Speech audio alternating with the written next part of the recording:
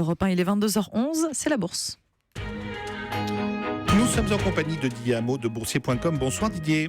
Bonsoir Emmanuel. Wall Street a terminé en forte hausse ce soir après la réunion du comité monétaire de la Fed. Oui, une nette hausse d'1,13% à Wall Street sur le Dow Jones, 17 780 points. Le Nasdaq aussi remonte d'1,3%, 5 096 points. Comme prévu, la Banque centrale américaine n'a pas modifié ses taux directeurs à l'issue de la réunion de son conseil monétaire.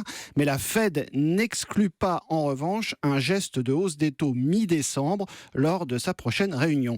Une manière de baliser le terrain donc bien reçue sur les marchés où les valeurs financières sont remontées nettement ce soir avec JP Morgan en hausse de 3,7%, Bank of America progresse de 5,4%. À noter aussi Apple qui s'est distingué en progression de 4,1% après des comptes trimestriels de bonne qualité. En revanche, Twitter n'arrive toujours pas à convaincre les investisseurs. Twitter en baisse ce soir d'1,5% après des comptes encore très discutés.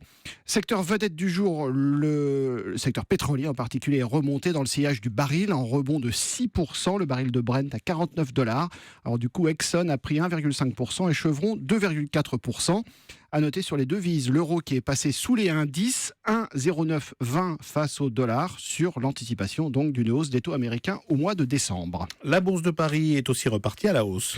Après 2 journées de baisse, effectivement, plus 0,9% sur le CAC 40, 4 891 points. Certains titres se sont emballés, comme Gameloft, encore en hausse de 8,9%, sous la pression de Vivendi, qui reste en embuscade sur le dossier, avec Vincent Bolloré toujours aux manettes.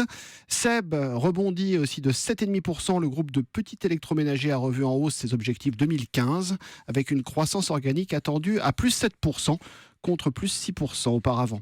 Puis le secteur pétrolier s'est aussi repris donc dans le sillage du brut. Vallourec regagne 7,3%, Technip plus 3,6%, Total plus 0,85%. En revanche, Didier, le secteur télécom s'est montré plus prudent. C'était l'exception à la règle aujourd'hui. SFR Numéricable a reperdu 3,9% après ses comptes trimestriels jugés mitigés, malgré un excédent brut d'exploitation de 3,8 milliards d'euros. Et puis Vivendi a perdu 1,1%. Ailleurs, Francfort a repris 1,3%, Bruxelles est monté d'1,9%, Milan plus 1,4%, Zurich plus 0,9% et Amsterdam plus 1%. On rappelle le CAC 40 qui a regagné 0,9%, 4 891 points. Merci, c'était Didier Hameau.